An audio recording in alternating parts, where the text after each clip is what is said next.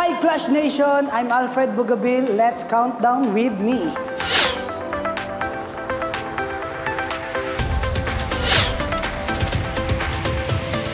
Ngayon'y naririto, bakit ba ikaw hanggang sa huli ng SB19? Always remember us this way and sa susunod na habang buhay. And lastly is Lay Me Down. Una po si Ma'am Lani Misalocha. Second one, yung SB19. Siyempre, idol na idol ko po sila. Si JR, si Daryl Ong, and lastly, si Michael Pangilinan. Rap. Yeah, gusto kong mag-rap pero mahirap. Kaya gusto ko pa siyang explore. Yung jazz.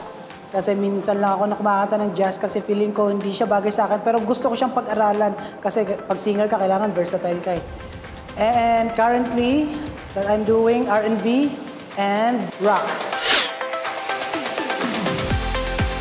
Guitar, piano, and flute. Philippine Arena sa All Out Sunday lagi. Gusto ko doon lagi.